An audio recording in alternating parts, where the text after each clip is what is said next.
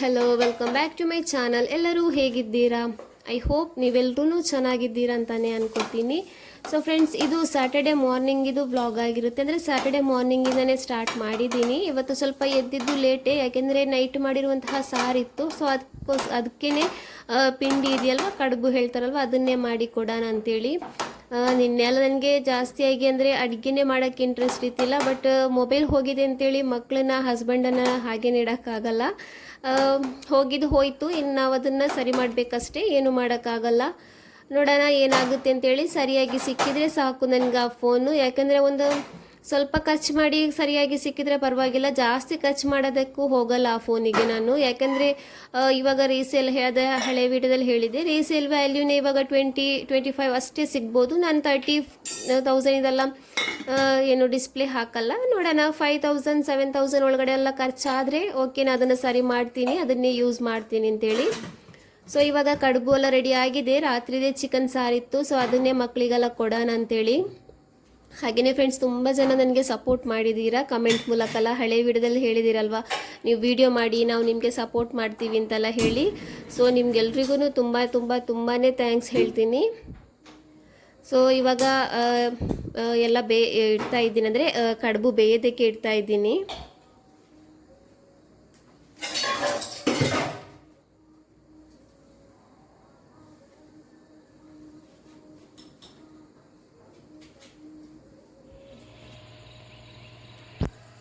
ಅಂದರೆ ಯಾವಾಗಲೂ ನಾನು 5 ಗಂಟೆಗೆ 5:15 ಎದ್ದೇಳ್ತೀನಿ. ಬಟ್ ಇವತ್ತು ಸ್ವಲ್ಪ ಲೇಟ್ ಎದ್ದಿದ್ದೀನಿ, ಯಾಕೆಂದರೆ ತಲೆನೋವು ತುಂಬ ಜೋರು ತಲೆನೋವು ಆಗ್ತಾಯಿತ್ತು ನನಗೆ. ಅಂದರೆ ಒಂದು ದಿವಸ ನಾವು ಹೊತ್ತರೆ ನೆಕ್ಸ್ಟ್ ಡೇ ನಮಗೆ ಯಾವ ಥರ ಆಗುತ್ತೆ ಗೊತ್ತಿದೆ, ತಲೆ ಒಂಥರ ಭಾರ ಥರ ಅನಿಸೋದು, ಈ ಥರ ಎಲ್ಲ ಆಗುತ್ತೆ.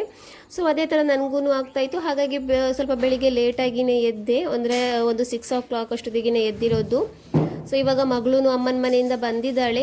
ಇವಾಗ ಚಿಕ್ಕವಳನ್ನ ರೆಡಿ ಮಾಡಿ ನಂತರ ದೊಡ್ಡವಳನ್ನ ರೆಡಿ ಮಾಡ್ಸೋಣ ಅಂತೇಳಿ. ಹಾಗೆಯೇ ನಿನ್ನೆ ಸಂಜೆ ತೊಳೆದಿರುವಂತಹ ಬಟ್ಟೆ ಎಲ್ಲ ಇತ್ತು, ಅದನ್ನೆಲ್ಲ ಹೋಗಿ ಒಣಗೋದಕ್ಕೆಲ್ಲ ಹಾಕಿ ಬಂದು ಇವಾಗ ಚಿಕ್ಕವಳನ್ನ ರೆಡಿ ಮಾಡಿಸ್ತಾ ಇದ್ದೀನಿ.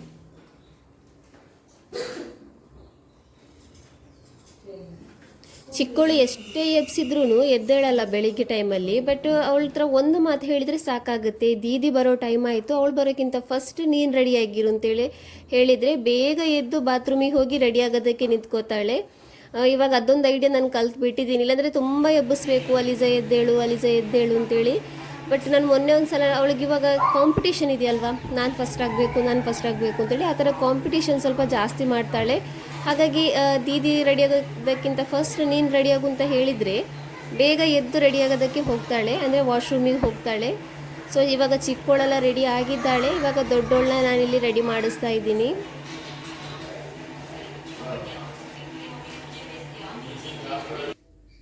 ಸೊ ಇವಾಗ ಮಕ್ಕಳೆಲ್ಲ ಸ್ಕೂಲಿಗೆ ಹೋಗಿದ್ದಾರೆ, ಹಸ್ಬೆಂಡೂ ಡ್ಯೂಟಿಗೆ ಹೋಗಿದ್ದಾರೆ. ಇವಾಗ ಮನೆಯೆಲ್ಲ ಕ್ಲೀನಿಂಗ್ ಮಾಡ್ತಾ ಇದ್ದೀನಿ. ಅಂದರೆ ಕ್ಲೀನಿಂಗ್ ಕೆಲಸ ಸ್ಟಾರ್ಟ್ ಮಾಡಬೇಕು ಅಂದ್ಕೊಂಡಿದ್ದೆ. ಇವಾಗ ರಂಜಾನಲ್ಲಿ ಎಲ್ಲರೂ ಕ್ಲೀನ್ ಮಾಡ್ತಾರಲ್ವ, ನಾವು ನಾರ್ಮಲಾಗಿ ಕ್ಲೀನ್ ಮಾಡೋದಕ್ಕಿಂತ ರಂಜಾನಲ್ಲಿ ಒಂದು ಬೇರೆಯೇ ಕ್ಲೀನಿಂಗ್ ಎಲ್ಲ ಮಾಡ್ತಾರೆ, ಅದನ್ನು ಮಾಡಬೇಕು ಅಂದ್ಕೊಂಡಿದ್ದೆ. But periods ಬಂದುಬಿಡ್ತು. ಸೊ ಹಾಗಾಗಿ ನಾನು ಇವಾಗ ಕ್ಲೀನಿಂಗ್ ಕೆಲಸ ಸ್ಟಾರ್ಟ್ ಮಾಡ್ತಾ ಇಲ್ಲ. ಒಂದು 2-3 ಡೇಸ್ ಆದ ನಂತರ ಸ್ಟಾರ್ಟ್ ಮಾಡೋಣ ಅಂತೇಳಿ. ಅಷ್ಟೊತ್ತಿಗೆ ನನ್ನ ತಂಗಿನೂ ಬರ್ತಾಳೆ, ಅದೇ ಹೋಗಿದ್ದಾರಲ್ವ ಮನಾಲಿ ಡೆಲ್ಲಿ ಎಲ್ಲ ಸುತ್ಕೊಂಡು ಬರೋದಕ್ಕೆ ಹೋಗಿದ್ದಾರಲ್ವ. ಸೊ ಅವಳು ಬರ್ತಾಳೆ. ಅಷ್ಟೊತ್ತಿಗೆ ಅವಳು 3-4 ಡೇಸ್, ಅವಳು ಸಂಡೇ ಬರ್ತಾಳೆ. ಸೊ ನಂತರ ಬಂದು 1-2 ದಿವಸ ರೆಸ್ಟ್ ಎಲ್ಲ ಆದಮೇಲೆ ಆಮೇಲೆ ಸ್ಟಾರ್ಟ್ ಮಾಡೋಣ ಅಂತೇಳಿ. ಫುಲ್ಲು ಕ್ಲೀನಿಂಗ್ ಕೆಲಸ ಆಗಬೇಕು, ಒಂದೇ ಸಲ ಎಲ್ಲ ಕೆಲಸ ಆಗಲ್ಲ, ಒಂದೊಂದೇ ಕೆಲಸನ ಸ್ಟಾರ್ಟ್ ಮಾಡಬೇಕು. ಒಂದು ದಿವಸ ಬೆಡ್ಶೀಟ್, ಒಂದು ದಿವಸ ಬ್ಲ್ಯಾಂಕೆಟ್, ಒಂದು ದಿವಸ ಪಾತ್ರೆ ಕ್ಲೀನ್ ಮಾಡೋದು, ಒಂದು ದಿವಸ ಮನೆಯೆಲ್ಲ ಕ್ಲೀನ್ ಮಾಡೋದು, ಈ ಥರದ್ದೆಲ್ಲ ಕೆಲಸನ ಒಂದೊಂದೇ ದಿವಸ ಸ್ಟಾರ್ಟ್ ಮಾಡಿ ಈ ಕೆಲಸನ ಕಂಪ್ಲೀಟ್ ಮಾಡಬೇಕು ಅಂತೇಳಿ. ಆಲ್ಮೋಸ್ಟ್ ಎಲ್ಲರೂ ಕ್ಲೀನಿಂಗ್ ಆ ಥರ ಕೆಲಸ ಮಾಡ್ತಾರೆ. ಹಬ್ಬ ಬಂದರೆ ನಮ್ಮ ಮುಸ್ಲಿಮ್ಸ್ಗಳಲ್ಲಿ ರಂಜಾನಲ್ಲಿ ಮಾಡ್ತಾರೆ, ಹಿಂದೂಗಳಲ್ಲಿ ಅವ್ರದ್ದೇನಾದರೂ ಹಬ್ಬ ಬಂದರೆ ಮಾಡೇ ಮಾಡ್ತಾರೆ ಆ ಥರ ಕ್ಲೀನಿಂಗೆಲ್ಲ. ಆ ಥರ ಕ್ಲೀನಿಂಗ್ ಮಾಡೋದೇ ಒಂಥರ ಖುಷಿ ಆಗುತ್ತೆ. ಎಲ್ಲ ಟೈಮಲ್ಲಿ ಕ್ಲೀನ್ ಮಾಡ್ತೀವಿ, ಬಟ್ ಆ ರಂಜಾನಲ್ಲಿ ಅದೊಂದು ಕ್ಲೀನಿಂಗ್ ಮಾಡೋ ಟೈಮ್ ಇದೆಯಲ್ವಾ, ಅದೇ ಎಲ್ಲರೂ ಕೇಳ್ತಾರೆ ನಿಮ್ದಾಯ್ತಾ ಕ್ಲೀನಿಂಗ್ ಅಂತೇಳಿ. ಸೊ ಅದು ತುಂಬಾ ಚೆನ್ನಾಗಾಗುತ್ತೆ, ತುಂಬ ಅಂದರೆ ಖುಷಿ ಆಗುತ್ತೆ. ರಂಜಾನ್ ಬಂದ್ರೇ ಒಂಥರ ಏನು ಪೊಲ್ಸ್ ಅಂತ ಹೇಳ್ತಾರಲ್ವ ಅದು. ಸೊ ಇನ್ಶಾಲ್ಲಾ ನೆಕ್ಸ್ಟ್ ಮಂತ್ ರಂಜಾನ್ ಸ್ಟಾರ್ಟ್ ಆಗುತ್ತೆ. ಸೊ ಕ್ಲೀನಿಂಗ್ ಕೆಲಸನ ಸ್ಟಾರ್ಟ್ ಮಾಡಬೇಕು. ಹಾಗೆಯೇ ಇನ್ನೊಂದು ವಿಷಯ ಏನು ಅಂತ ಹೇಳಿದರೆ, ನನಗೆ ಸಡನ್ಲಿ ನೆನಪಾಯಿತು. ಏನಂದರೆ ನಾನು ಬೆಳಿಗ್ಗೆ ಮಗಳನ್ನ ರೆಡಿ ಮಾಡಿಸ್ತಾ ಇದ್ದೆ. ಆವಾಗ ಅಂದರೆ ನಾನು ಯಾವಾಗ ಯೂಟ್ಯೂಬ್ ಸ್ಟಾರ್ಟ್ ಮಾಡಿದ್ದೀನೋ ಆವಾಗಿಂದ ನನಗೇನಂದರೆ ಒಂದೇ ಒಂದು ಕೆಲಸ ಆಗಿಬಿಟ್ಟಿದೆ. ಏನಂದರೆ ಎನಿ ಟೈಮ್ ಅವಾಗವಾಗ ಯೂಟ್ಯೂಬ್ ಸ್ಟುಡಿಯೋನ ಓಪನ್ ಮಾಡಿ ನೋಡೋದು, ಎಷ್ಟು ಸಬ್ಸ್ಕ್ರೈಬರ್ಸ್ ಆಯಿತು, ಎಷ್ಟು ವ್ಯೂಸ್ ಬಂತು, ಆಮೇಲೆ ಏನಾದರೂ ಕಮೆಂಟ್ ಬಂದಿದೆಯಾ ಅಂತಲ್ಲ, ಈ ಥರ ನಾನು ನೋಡ್ತಾ ಇರ್ತೀನಿ. ಅವಾಗವಾಗ ಯೂಟ್ಯೂಬ್ ಯಾವಾಗ ಸ್ಟಾರ್ಟ್ ಮಾಡಿದ್ದೀನೋ ಆವಾಗಿಂದ ನನಗೆ ಅದೇ ಒಂದು ಬ್ಯೂಟಿ ಥರ ಆಗಿಬಿಟ್ಟಿದೆ. ಸೊ ನಾನು ಮೊನ್ನೆ ರಾತ್ರಿ ಅದೇ ನನ್ನ ಮೊಬೈಲ್ ಹಾಳಾಗೋದಕ್ಕಿಂತ ಮೊದಲು ನಾನು ಅವತ್ತು ನೈಟ್ ನಾನೊಂದು ಕಮೆಂಟ್ ಓದಿದ್ದೆ. ಏನಂದರೆ ಪರ್ಫೆಕ್ಟ್ ಯೂಟ್ಯೂಬರ್ ಅಂತೇಳಿ ಸನಾ ಫ್ರಮ್ ದೇರಳಕಟ್ಟೆ ಅಂತೇಳಿ. ನಿಮಗೆ ತುಂಬಾನೇ ಥ್ಯಾಂಕ್ಸ್ ಹೇಳ್ತೀನಿ ಈ ವಿಡಿಯೋದ ಮೂಲಕ. ಹಾಗೆಯೇ ಆ ಕಮೆಂಟ್ ಓದಿದ ಮೇಲೆ ಅದು ನಾನು ಓದುವಾಗ ಒಂದು 2 ಗಂಟೆ ರಾತ್ರಿ ಆಗಿಬಿಟ್ಟಿತ್ತು. ಅಂದರೆ ನಾನು ವಾಶ್ರೂಮಿಗೆ ಅಂತೇಳಿ ಎದ್ದಾಗ ಓದಿರೋದು. ಸೊ 2 ಗಂಟೆ ರಾತ್ರಿ ಆಗಿಬಿಟ್ಟಿತ್ತು. ಅದು ಓದಿದ ಮೇಲೆ ನನಗೆ ಏನಾಗಿರೋದಂದರೆ ನಿದ್ದೆನೇ ಬರ್ತಾ ಇಲ್ಲ ಫ್ರೆಂಡ್ಸ್. ಯಾಕೆಂದರೆ ನನಗೆ ನನ್ನ ಮೈಂಡಲ್ಲಿ ಅದೇ ಇದೆ, ನಮ್ಮಂಥ ಯೂಟ್ಯೂಬರ್ನು ಪರ್ಫೆಕ್ಟ್ ಯೂಟ್ಯೂಬರ್ ಅಂತ ಎಲ್ಲ ಹೇಳ್ತಾರಲ್ವಾ, ಅಂದರೆ ನಾವು ಇವಾಗ ಸ್ಟಾರ್ಟ್ ಮಾಡಿರೋದು ಹೇಳ್ತಾರಲ್ವಾ, ತುಂಬಾ ಖುಷಿಯಾಗಿತ್ತು. ಸೊ ನನಗೆ ಅದು ನಿದ್ದೆನೇ ಬಂದಿಲ್ಲ. ನಾನು ಬೆಳಿಗ್ಗೆ ಹಸ್ಬೆಂಡ್ ಹತ್ರ ಅಂದರೆ ಇವತ್ತು ಬೆಳಿಗ್ಗೆ ಮಾತಾಡ್ತಾ ಇದ್ದಿದ್ದು. ನೆಕ್ಸ್ಟ್ ಡೇ ಮಾರ್ನಿಂಗ್ ನನ್ನ ಮೊಬೈಲ್ ಅದೆಲ್ಲ ಹಾಳಾಯ್ತಲ್ವ, ಅದೇ ಟೆನ್ಷನ್ ಆಗ್ತಾ ಇತ್ತು. ಸೊ ಇವತ್ತು ಬೆಳಿಗ್ಗೆ ನನ್ನ ಹಸ್ಬೆಂಡ್ ಹತ್ರ ಮಾತಾಡ್ತಾ ಇದೇ ಥರ ನನಗೊಂದು ಕಮೆಂಟ್ ಬಂದು, ನಾನು ರಾತ್ರಿ ನಿದ್ದೆ ಮಾಡಿಲ್ಲ ಅಂದೆ. ಸೊ ಬೆಳಿಗ್ಗೆ ಹಸ್ಬೆಂಡ್ ಹತ್ರ ನಾನು ಈ ಥರ ರ್ಯಾಂಡಮ್ ಆಗಿನೇ ಮಾತಾಡ್ತಾ ಇದ್ದೆ. ಈ ಥರ ನನಗೊಂದು ಕಮೆಂಟ್ ಬಂದಿತ್ತು ಪರ್ಫೆಕ್ಟ್ ಯೂಟ್ಯೂಬರ್ ಅಂತೇಳಿ. ಹಾಗಾಗಿ ನನಗೆ ರಾತ್ರಿ ನಿದ್ದೆನೇ ಬಂದಿಲ್ಲ. ನನ್ನ ಮೈಂಡಲ್ಲಿ ಅದೇ ಅವಾಗ ಬರ್ತಾ ಇತ್ತು, ಪರ್ಫೆಕ್ಟ್ ಯೂಟ್ಯೂಬರ್ ಅಂತೇಳಿ. ಒಂಥರ ಖುಷಿ ಆಗ್ತಾ ಇತ್ತು ಅಂತೇಳಿ ಹೇಳ್ತಾ ಇದ್ದಾಗ ಅವಾಗ ನನ್ನ ಮಗಳಿದ್ದಾಳಲ್ವ ಚಿಕ್ಕವಳು, ಅವಳು ಬ್ರೇಕ್ಫಾಸ್ಟ್ ಮಾಡ್ತಾ ಇದ್ಲು. ಸೊ ಅವಾಗ ಅವಳು ಹಸ್ಬೆಂಡ್ ರೀಪ್ಲೈ ಮಾಡೋದಕ್ಕಿಂತ ಮೊದಲು, ಅಂದ್ರೆ ನಾನು ಅವ್ರ ಹತ್ರ ಮಾತಾಡ್ತಾ ಇದ್ನಲ್ಲ, ಅದಕ್ಕೆ ಅವರು ರೀಪ್ಲೈ ಮಾಡೋದಕ್ಕಿಂತ ಮೊದಲು ನನಗೆ ನನ್ನ ಮಗಳು ರೀಪ್ಲೈ ಕೊಡ್ತಾ ಇದ್ವಿ. ಏನಂದ್ರೆ, ಅಮ್ಮ ನೀನು ಒಳ್ಳೆ ಅಡಿಗೆ ಮಾಡ್ತೀಯಲ್ವಾ, ಅದು ನೀನು ಯೂಟ್ಯೂಬಲ್ಲೆಲ್ಲ ಶೇರ್ ಮಾಡ್ತೀಯಲ್ವಾ, ಹಾಗೇನೆ ನೀನು ಒಳ್ಳೆ ವಿಡಿಯೋಸ್ ಎಲ್ಲ ಮಾಡ್ತೀಯಲ್ವಾ, ಅದಕ್ಕೆ ಅವ್ರಿಗೆ ಇಷ್ಟ ಆಗಿರ್ಬೋದು. ಸೊ ಅದಕ್ಕೋಸ್ಕರ ಅವರು ಆ ಥರ ನನಗೆ ಹೇಳಿದ್ದಾರೆ ಅಂತೇಳಿ. ಸೊ ಒಂದು ನನಗೆ ಆ ಕಮೆಂಟ್ ನೋಡಿನೇ ತುಂಬಾನೇ ಖುಷಿಯಾಗಿತ್ತು, ಅಂದರೆ ಪರ್ಫೆಕ್ಟ್ ಯೂಟ್ಯೂಬರ್ ಅಂತೇಳಿ ತುಂಬ ಖುಷಿಯಾಗಿತ್ತು. ಆಮೇಲೆ ಸೆಕೆಂಡ್ ಒನ್, ನನ್ನ ಮಗಳಿಗೆ ಅಂದರೆ ನನ್ನ ಮಗಳಿಗೆ ನನ್ನ ವಿಡಿಯೋ ಇಷ್ಟ ಆಗಿದೆಯಲ್ವ ಅಂತೇಳಿ ಕೇಳಿ ತುಂಬಾನೇ ಖುಷಿ ಆಯಿತು. ಸೊ ಅದನ್ನು ನಿಮ್ಮ ಜೊತೆ ಶೇರ್ ಮಾಡೋಣ ಅಂತೇಳಿ ಆಯಿತು. ಸೊ ಅದಕ್ಕೋಸ್ಕರ ನಿಮ್ಮ ಜೊತೆ ಇದನ್ನು ಶೇರ್ ಮಾಡಿದ್ದೀನಿ.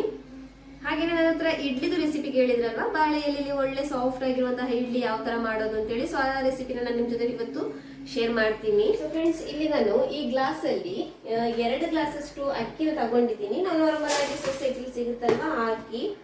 ಹಾಗೆಯೇ ಇದರಲ್ಲಿ ನಾನು ಅರ್ಧ ಗ್ಲಾಸಷ್ಟು ಉದ್ದಿನ ಬೇಳೆನ ಹಾಕೋತಾ ಇದ್ದೀನಿ.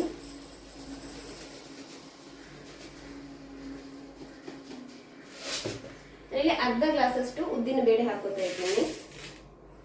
ಹಾಗೇನೆ ಅರ್ಧ ಗ್ಲಾಸಷ್ಟು ಸಾಬುದಾನ ಇದೆಯಲ್ವಾ, ಅದನ್ನು ಆಡ್ ಮಾಡ್ಕೊತಾ ಇದ್ದೀನಿ.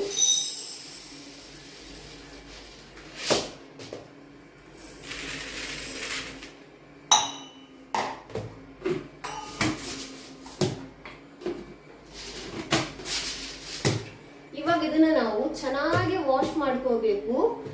ಎಷ್ಟು ಸಲ ಅಂತ ಹೇಳಿ ನಾನು ಹೇಳಲ್ಲ, ಎಷ್ಟು ಸಲ ವಾಶ್ ಮಾಡ್ಬೇಕು ಅಂತೇಳಿ. ಎಷ್ಟು ಸಲ ವಾಶ್ ಮಾಡ್ಬೇಕು ಅಂತ ಹೇಳಿದ್ರೆ, ಇಲ್ಲಿ ಒಬ್ರು ಬಂದಿದ್ರು, ಅಂದ್ರೆ ಪಕ್ಕದ ಮನೆಯವ್ರು ಕೀ ಕೊಟ್ಟಿದ್ರು, ಅದನ್ನ ಕೇಳೋದಕ್ಕೆ ಅಂತ ಹೇಳಿ ಬಂದಿದ್ರು. ಹಾಗಾಗಿ ಸೊ ಇದನ್ನ ಎಷ್ಟು ಸಲ ನಾವು ಇದನ್ನ ವಾಶ್ ಮಾಡ್ಬೇಕು ಅಂತ ಹೇಳಿದ್ರೆ, ಇದು ಇದೆಯಲ್ವಾ, ಅಂದ್ರೆ ನಾವು ಇದು ವಾಶ್ ಮಾಡಿದ್ಮೇಲೆ ಫುಲ್ ನೀರ್ ಇದೆಯಲ್ವಾ ಟ್ರಾನ್ಸ್ಪರೆಂಟ್ ಆಗಿ ಕಾಣಿಸ್ಬೇಕು. ಸ್ವಲ್ಪನೂ ವೈಟ್ ತರ ಈ ತರ ಎಲ್ಲ ಕಾಣಿಸ್ಬಾರ್ದು. ಅವಾಗ ಏನಾಗುತ್ತೆ ಅಂದ್ರೆ ಇಡ್ಲಿ ಇದೆಯಲ್ವಾ ತುಂಬಾನೇ ವೈಟ್ ಆಗಿ ಬರುತ್ತೆ. ಅದಕ್ಕೋಸ್ಕರ ಇದನ್ನ ನಾವು ಚೆನ್ನಾಗಿ ಟ್ರಾನ್ಸ್ಪರೆಂಟ್ ಆಗೋ ತನಕ ಇದನ್ನ ಚೆನ್ನಾಗಿ ವಾಶ್ ಮಾಡ್ಕೋಬೇಕು.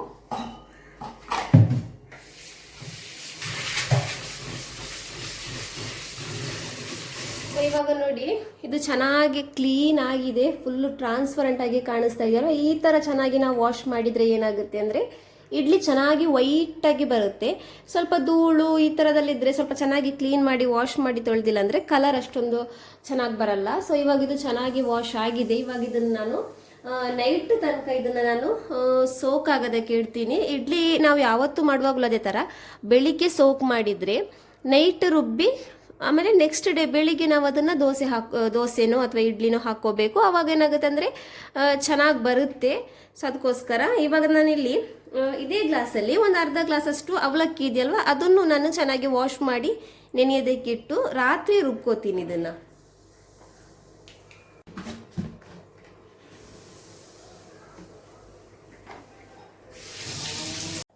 ಸೊ ಇಲ್ಲಿ ಅವಲಕ್ಕಿ ಇದೆಯಲ್ವ, ಅದನ್ನು ನಾನು ಒಂದು ಅರ್ಧ ಗ್ಲಾಸಷ್ಟು ಚೆನ್ನಾಗಿ ವಾಶ್ ಮಾಡಿ ಇವಾಗ ಇದನ್ನು ಸೋಕ್ ಮಾಡಿ ಇಡ್ತೀನಿ.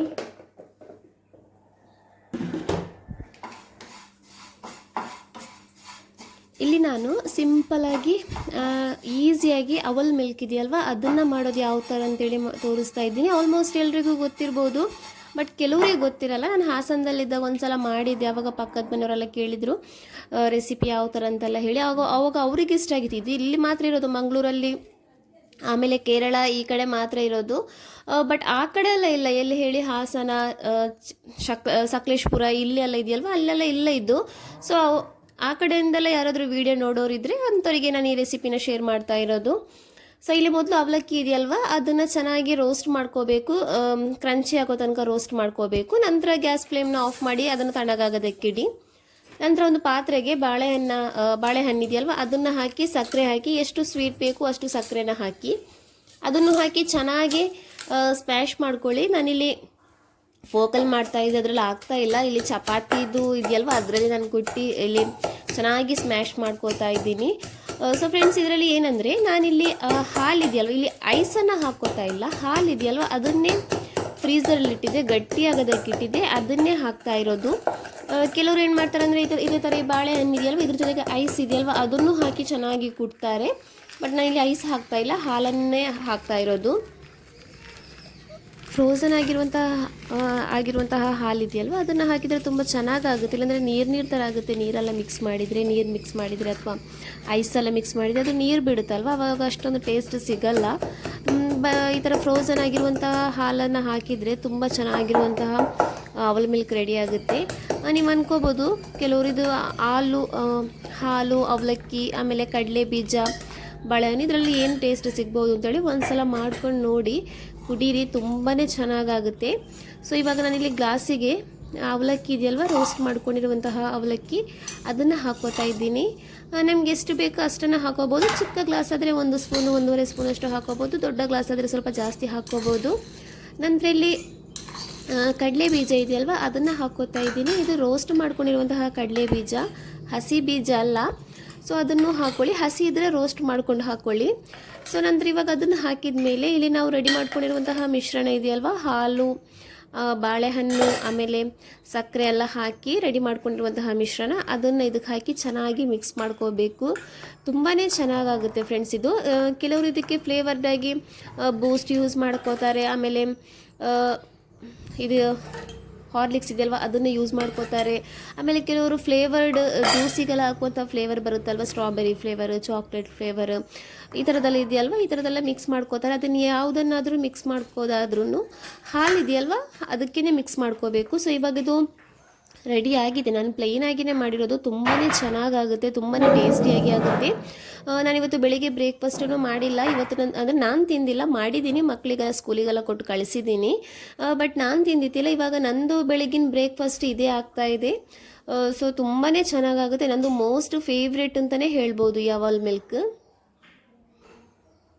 ಸೊ ಫ್ರೆಂಡ್ಸ್, ಮಧ್ಯಾಹ್ನ ವಿಡಿಯೋ ಮಾಡಿದ ಮೇಲೆ ನಂತರ ವಿಡಿಯೋ ಮಾಡಿಲ್ಲ. ಚೆನ್ನಾಗಿ ನಿದ್ದೆ ಮಾಡಿ ಇವಾಗ ಎದ್ದು ಮಕ್ಕಳೆಲ್ಲ ಬಂದರು. ಮಕ್ಕಳಿಗೆ ಇವಾಗ ಸ್ಯಾಟರ್ಡೇನು ಈವ್ನಿಂಗ್ ತನಕ ಇರುತ್ತೆ, ಅಂದರೆ 3:30 ತನಕ ಇರುತ್ತೆ, ಇಲ್ಲಾಂದರೆ 4 o'clock ತನಕ ಇರೋದು. ಬಟ್ ಸ್ಯಾಟರ್ಡೇ ಮಾತ್ರ 3:30 ತನಕ ಇರುತ್ತೆ. ಸೊ ಹಾಗಾಗಿ ಬೇಗ ಬಂದಿದ್ದಾರೆ ಮಕ್ಕಳು ಸ್ನಾನ ಎಲ್ಲ ಮಾಡಿಸಿ ಬೇಗ ಮದ್ರಸಕ್ಕೆಲ್ಲ ಕಳಿಸಿ ಬಟ್ಟೆನೂ ವಾಶಿಗೆ ಹಾಕಿದ್ದೀನಿ. ಸೊ ಇವಾಗ ನಾನು ಕಿಚನಿಗೆ ಬಂದಿದ್ದೀನಿ. ಏನಾದರೂ ನೈಟಿಗೆ ಏನಾದರೂ ಮಾಡೋಣ ಅಂತೇಳಿ. ನಾನು ಮಧ್ಯಾಹ್ನ ಇವತ್ತೇನು ಮಾಡಿಲ್ಲ, ಯಾಕಂದರೆ ಬೆಳಿಗ್ಗೆದಿತ್ತು ಅದನ್ನೇ ತಿಂದಿದ್ದೀನಿ, ನಾನು ಒಬ್ಬಳೇ ಇದ್ದಿದ್ದಲ್ವಂತೇಳಿ. ಸೊ ಇವಾಗ ನೈಟಿಗೆ ಏನಾದರೂ ಮಾಡಬೇಕು. ಚಿಕನ್ ಇದೆ ಸ್ವಲ್ಪ, ನಿನ್ನೆ ತೊಗೊಬಂದಿರೋ ಚಿಕನ್ ಸ್ವಲ್ಪ ಇದೆ, ಅದರಲ್ಲೇ ಏನಾದರೂ ಮಾಡಬೇಕು, ಸಿಂಪಲ್ಲಾಗಿ ಏನಾದರೂ ಮಾಡ್ತೀನಿ ಅಂತೇಳಿ. ಬಟ್ ರೆಸಿಪಿಯನ್ನು ಶೇರ್ ಮಾಡ್ತಾ ಇಲ್ಲ, ಯಾಕೆಂದರೆ ಆಲ್ರೆಡಿ ಲೆಂತ್ ಆಗಿದೆ ವಿಡಿಯೋ. ಸೊ ಹಾಗಾಗಿ ರೆಸಿಪಿಯನ್ನು ವಿಡಿಯೋ ಶೂಟ್ ಮಾಡ್ತಾ ಇಲ್ಲ. ಸೊ ಏನು ಮಾಡಿದ್ದೀನಿ ಅಂತೇಳಿ ನಿಮ್ಮ ಜೊತೆನೂ ಶೇರ್ ಮಾಡ್ತೀನಿ ಅಷ್ಟೇ. ಸೊ ಫ್ರೆಂಡ್ಸ್, ಇಲ್ಲಿ ನಾನು ಈರುಳ್ಳಿ ಕಟ್ ಮಾಡಿ ಇಟ್ಟಿದ್ದೀನಿ, ಟೊಮೆಟೊ ಕಟ್ ಮಾಡಿ ಇಟ್ಟಿದ್ದೀನಿ. ಒಂದು ಸಿಂಪಲ್ ಆಗಿರುವಂತಹ ಪುಲಾವ್ ಮಾಡೋಣ ಅನ್ಕೊಂಡೆ, ಚಿಕನ್ ಪುಲಾವ್. ಸೊ ಚಿಕನ್ ರೀಫ್ರೀಸ್ ಆಗೋದಕ್ಕೆ ಇನ್ನೂ ಟೈಮ್ ಇದೆ. ಸೊ ಅಷ್ಟು ತನಕ ಮನೆಗೆ ಹೋಗಿ ಬರೋಣ ಅಂತೇಳಿ ಸುಮ್ಮನೆ ಬೇಜಾರಾಗ್ತಾ ಇದೆ. ಮಕ್ಕಳು ಮದ್ರಸಕ್ಕೆ ಹೋಗಿದ್ದಾರಲ್ವ, ಬಟ್ಟೆ ಎಲ್ಲ ವಾಶ್ ಮಾಡಿ ಆಗಿದೆ. ಸೊ ಅದಕ್ಕೋಸ್ಕರ ಇವಾಗ ಸ್ವಲ್ಪ ಮನೆಗೆ ಹೋಗಿ ಆಮೇಲೆ ಒಂದು 6-6:30 ಆಗುವಾಗ ಬರೋಣ ಅಂತೇಳಿ. ಸೊ ನಂದು ಕಿಚನಿದು ಬ್ಯಾಕ್ ಸೈಡಲ್ಲೆಲ್ಲ ಈ ಥರ ಕಾಣಿಸ್ತಾ ಇದೆ. ಸೊ ಅಲ್ಲಿಗೆ ನಾನೊಂದು ಪರ್ದೆ ಹಾಕಬೇಕು ಅಂತೇಳಿ ಅಂದ್ಕೊಂಡಿದ್ದೀನಿ. ಒಂದು ಪರ್ದೆ ಥರ ನಂದು ಏನು ಪಿಂಟ್ರೆಸ್ಟ್ ಇದೆಯಲ್ವ ಅದರಲ್ಲಿ ನೋಡಿದ್ದೀನಿ, ಮೆಟೀರಿಯಲ್ ತೆಗೆದು ಸ್ಟಿಚ್ ಮಾಡಿ ಹಾಕೋದು. ಸೊ ಅದನ್ನು ಹಾಕಬೇಕು. ಹಾಗೆ ನಾನು ಇವಾಗ ಅಮ್ಮನ ಮನೆಗೆ ಬಂದಿದ್ದೀನಿ. ಇಲ್ಲಿ ಬೆಕ್ಕಿದೆಯಲ್ವ ಇದ್ರದ್ದು ಅಮ್ಮ ಇದೆಯಲ್ವ ಸತ್ತೋಗಿದೆ ಪಾಪ, ಮೊನ್ನೆ ಸತ್ತೋಗಿರೋದು. ನಮ್ಮ ಅಮ್ಮ ಅಪ್ಪ ಎಲ್ಲ ಮೊನ್ನೆ ತುಂಬ ಹುಡುಕಿದ್ರು, ಎಲ್ಲಿ ನೋಡಿದ್ರು ಸಿಕ್ಕೇ ಇಲ್ಲ. ಆಮೇಲೆ ಒಬ್ರು ಹೇಳಿದ್ರು ಒಂದು ಬೆಕ್ಕಲ್ಲಿ ವೈಟ್ ಕಲರ್ ಬೆಕ್ಕಲ್ಲಿ ಸತ್ತು ಬಿದ್ದಿದೆ, ಕರಳೆಲ್ಲ ಹೊರಗಡೆ ಬಂದಿದೆ ಅಂತೇಳಿ. ಸೊ ಅದಕ್ಕೆ ಹಾಲೆಲ್ಲ ಕುಡಿಸೋದು ಬಾಟ್ಲಿ ಬರುತ್ತಲ್ವ, ಅದರಲ್ಲಿ ಇಂಜೆಕ್ಷನ್ ಎಲ್ಲ ಬರುತ್ತಲ್ವ, ಅದರೆಲ್ಲ ಕುಡಿಸ್ತಾ ಇದ್ದಾರೆ ಇವಾಗ. ಸೊ ಇವಾಗ ನಾನು ಇಲ್ಲಿ ಬಿರಿಯಾನಿಗೆ ರೆಡಿ ಮಾಡ್ತಾ ಇದ್ದೀನಿ, ಅಂದರೆ ಚಿಕನ್ ಪುಲಾವ್ಗೆ ರೆಡಿ ಮಾಡ್ತಾ ಇದ್ದೀನಿ. ಸೊ ಇವಾಗ ಅಕ್ಕಿ ಚೆನ್ನಾಗಿ ಸೋಕ್ ಆಗಿದೆ. ಸೊ ಇವಾಗ ಇದನ್ನು ನಾನು ರುಬ್ಕೊತಾ ಇದ್ದೀನಿ.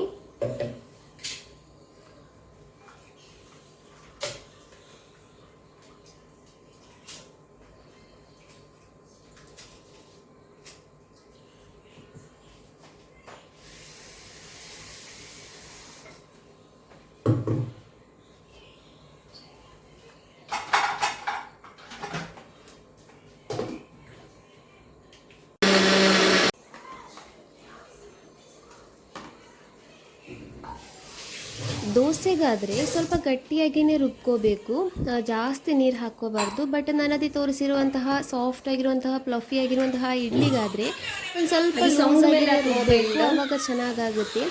ಇವಾಗ ಎಲ್ಲ ಒಟ್ಟಿಗೆ ರುಬ್ಬಿದ್ದೀನಿ, ಅಂದರೆ ಅವಲಕ್ಕಿ ಅಕ್ಕಿ ಎಲ್ಲ ಇದೆಯಲ್ವ ಅದೆಲ್ಲ ಒಟ್ಟಿಗೆ ರುಬ್ಬಿ ಇವಾಗ ನಾನು ಇದನ್ನು ಕೈಯಲ್ಲೇ ಮಿಕ್ಸ್ ಮಾಡ್ಕೋತೀನಿ. ಅಂದರೆ ಇಲ್ಲಿ ರುಚಿಗೆ ತಕ್ಕಷ್ಟು ಸ್ವಲ್ಪ ಉಪ್ಪು, ಆಮೇಲೆ ಸೋಡಾ ಪುಡಿ ಇದೆಯಲ್ವ ಅದನ್ನು ಹಾಕ್ಕೊಂಡಿದ್ದೀನಿ. ಹಾಕಿ ನಾನು ಇದನ್ನು ಚೆನ್ನಾಗಿ ಕೈಯಲ್ಲಿ ಮಿಕ್ಸ್ ಮಾಡ್ಕೋತೀನಿ. ಆವಾಗ ಏನಾಗುತ್ತೆ ಅಂದರೆ ಇದು ಚೆನ್ನಾಗಿ ಮಿಕ್ಸ್ ಆಗುತ್ತೆ, ಯಾಕೆಂದರೆ ಅವಲಕ್ಕಿನ ಲಾಸ್ಟಲ್ಲಿ ರುಬ್ಬಿರೋದಲ್ವ ಅದು ಸಪ್ರೇಟ್ ಆಗಿರುತ್ತೆ. ಅದಕ್ಕೋಸ್ಕರ ಎಲ್ಲನೂ ಚೆನ್ನಾಗಿ ಮಿಕ್ಸ್ ಆಗಬೇಕು, ಅದಕ್ಕೋಸ್ಕರ ನಾನಿಲ್ಲಿ ಕೈಯಲ್ಲೇ ಮಿಕ್ಸ್ ಮಾಡ್ಕೋತಾ ಇದ್ದೀನಿ. ಆಮೇಲೆ ನನಗೆ ಹಾಗೆ ಇಟ್ಟರೆ ಫರ್ಮೇಟು ಆಗಲ್ಲ, ಅದಕ್ಕೋಸ್ಕರ ನಾನಿಲ್ಲಿ ಏನು ಮಾಡ್ತಿದ್ದೀನಿ, ಕೈಯಲ್ಲೇ ಮಿಕ್ಸ್ ಮಾಡಿದರೆ ಬೆಳಿಗ್ಗೆ ಅಷ್ಟೊತ್ತಿಗೆ ಚೆನ್ನಾಗಿ ಫಾರ್ಮೇಟ್ ಆಗುತ್ತೆ. ಬಟ್ ಹುಳಿ ಏನು ಬರಲ್ಲ, ಫಾರ್ಮೇಟಿಂಗ್ ಆಗೋದು ಮಾತ್ರ. ಸೊ ಇಲ್ಲಿ ನಾನು ಬಿರಿಯಾನಿಗೂ ಅಂದರೆ ಚಿಕನ್ ಪುಲಾವ್ಗೂ ನೀರು ಎಲ್ಲ ರೆಡಿ ಮಾಡಿ ಇಟ್ಟಿದ್ದೆ. ಇವಾಗ ನೀರೂ ಚೆನ್ನಾಗಿ ಕುದೀತಾ ಇದೆ. ಇವಾಗ ನಾನು ಇಲ್ಲಿ ಅಕ್ಕಿ ಹಾಕೋತಾ ಇದ್ದೀನಿ. ಇಲ್ಲಿ ನಾನು ಬೆಳ್ಳುಳ್ಳಿ ಹಾಕ್ಕೊಂಡಿದ್ದೀನಲ್ವ, ಒಂದು ಇನ್ಸ್ಟಾಗ್ರಾಮಲ್ಲಿ ನೋಡಿದ್ದೆ ನಾನು, ಅದರಲ್ಲಿ ಒಬ್ಬರು ಈ ಥರ ಬಿರಿಯಾನಿ ಇದೆಯಲ್ವ ಅದಕ್ಕೆ ಒಂದು ಫುಲ್ಲು ಬೆಳ್ಳುಳ್ಳಿ ಹಾಕಿರ್ತಾರೆ. ಅದು ಚೆನ್ನಾಗಿ ಬೆಂದಿರುತ್ತಲ್ವ, ಸಾಫ್ಟ್ ಆಗಿರುತ್ತಲ್ವ, ಅದು ಊಟ ಮಾಡುವಾಗ ತುಂಬ ಚೆನ್ನಾಗಾಗುತ್ತೆ. ಅದರದ್ದು ಬೆಳ್ಳುಳ್ಳಿ ತೆಗೆದು ಬಿರಿಯಾನಿಗೆ ಮಿಕ್ಸ್ ಮಾಡಿ ತಿನ್ನೋದಕ್ಕೆ ಚೆನ್ನಾಗಾಗುತ್ತೆ ಅಂತ ಹೇಳಿದರು. ಸೊ ಅದಕ್ಕೋಸ್ಕರ ನಾನು ಇವತ್ತು ಹಾಕಿದ್ದೀನಿ, ಯಾವ ಥರ ಆಗುತ್ತೆ ಅಂತೇಳಿ ನೋಡಬೇಕು. ಸೊ ಇವಾಗ ನಮ್ಮದು ಟೇಸ್ಟಿಯಾಗಿರುವಂತಹ ಚಿಕನ್ ಪುಲಾವ್ ರೆಡಿ ಆಗಿದೆ. ಫ್ರೆಂಡ್ಸ್, ಇದರದ್ದು ರೆಸಿಪಿ ನಾನು ಹಾಕಿಲ್ಲ, ನಿಮಗೆ ಬೇಕಂದರೆ ಕೇಳಿ, ನಾನು ರೆಸಿಪಿನ ಅಪ್ಲೋಡ್ ಮಾಡ್ತೀನಿ. ಹಾಗೆಯೇ ಇಡ್ಲಿ ಇದೆಯಲ್ವ, ಇಡ್ಲಿನ ನಾನು ನಾಳೆ ಬೆಳಿಗ್ಗೆ ಮಾಡ್ಕೋತೀನಿ. ಇವಾಗ ಅಂದರೆ ರುಬ್ಬಿ ಇಟ್ಟಿರೋದಲ್ವ, ನಾಳೆ ಬೆಳಿಗ್ಗೆ ಇಡ್ಲಿ ಮಾಡಿ ನಿಮಗೆ ತೋರಿಸ್ತೀನಿ ಯಾವ ಥರ ಆಗುತ್ತೆ ಅಂತೇಳಿ. ಯಾವ ಥರ ಹಾಕಬೇಕು ಅಂತಲೂ ತೋರಿಸ್ತೀನಿ, ಒಂಚೂರು ಅಂಟಲ್ಲ, ಚೆನ್ನಾಗಿ ಬರುತ್ತೆ.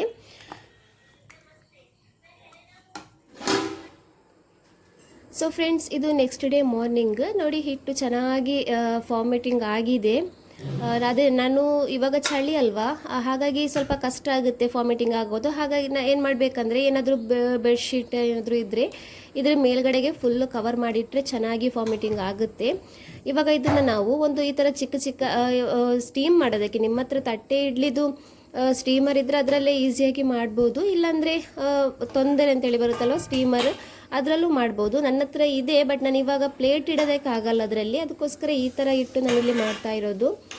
ನೀರಿಟ್ಟು ಈ ಥರ ಒಂದು ಪಾತ್ರೆ ಇಡ್ತೀನಿ, ಆಮೇಲೆ ಒಂದು ಚಿಕ್ಕ ಚಿಕ್ಕ ಪ್ಲೇಟ್ ಬರುತ್ತೆ, ಆ ಪ್ಲೇಟಿಗೆ ಏನು ಮಾಡ್ತೀನಿ ಅಂದರೆ ಬಾಳೆ ಎಲೆಯನ್ನು ಇಟ್ಟು ಚೆನ್ನಾಗಿ ಎಣ್ಣೆನ ಗ್ರೀಸ್ ಮಾಡಿ, ಅಂದರೆ ಚೆನ್ನಾಗಿ ಒರೆಸಿ ನಂತರ ಹಿಟ್ಟನ್ನು ಹಾಕೋತೀನಿ ನಾನು. ನೋಡಿ ಈ ಥರ ಹಾಕೊಳ್ಳಿ. ಇಡ್ಲಿಗಾದರೆ ಸ್ವಲ್ಪ ತೆಳುನೇ ಇರಬೇಕು, ನೋಡಿ ಇದು ಇವಾಗ ತೆಳು ಇದೆ, ಅವಾಗ ಏನಾಗುತ್ತೆ ಅಂದರೆ ಇಡ್ಲಿ ತುಂಬ ಸಾಫ್ಟಾಗಿ ಬರುತ್ತೆ. ದೋಸೆಗಾದರೆ ಸ್ವಲ್ಪ ಗಟ್ಟಿ ಇರಬೇಕು. ಸೊ ಇವಾಗ ಇದನ್ನು ಈ ಥರ ಇಡ್ತೀನಿ. ನಾನು ಮೊದಲಿಗೆ ನೀರು ಇಟ್ಟಿದ್ದೀನಿ ಗ್ಯಾಸಲ್ಲಿ ಸ್ಟೀಮ್ ಆಗೋದಕ್ಕೆ, ಇದು ಚೆನ್ನಾಗಿ ಸ್ಟೀಮ್ ಆಗಿತ್ತು. ಸೊ ಇವಾಗ ಇದನ್ನು ಇಟ್ಟು ಚೆನ್ನಾಗಿ ಬೇಯಿಸ್ತಾ ಇದ್ದೀನಿ.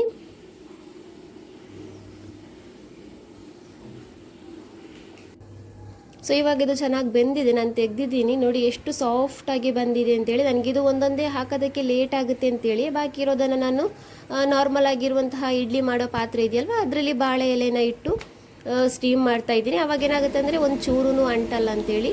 ಸೊ ಫ್ರೆಂಡ್ಸ್, ಇಲ್ಲಿಗೆ ಈ ವಿಡಿಯೋನ ನಾನು ಇಲ್ಲಿಯೇ ಎಂಡ್ ಮಾಡ್ತಾ ಇದ್ದೀನಿ. ನಮ್ಮ ವಿಡಿಯೋ ನಿಮಗೆ ಇಷ್ಟ ಆದರೆ ಪ್ಲೀಸ್ ನಮ್ಮ ಚಾನಲ್ನ ಸಬ್ಸ್ಕ್ರೈಬ್ ಮಾಡಿ. ಹಾಗೆಯೇ ಯಾರಾದರೂ ಹೊಸದಾಗಿ ನಮ್ಮ ವಿಡಿಯೋನ ನೋಡೋದಾದರೆ ಪ್ಲೀಸ್ ಸಬ್ಸ್ಕ್ರೈಬ್ ಮಾಡೋದನ್ನು ಮರಿಬೇಡಿ. Thank you for watching.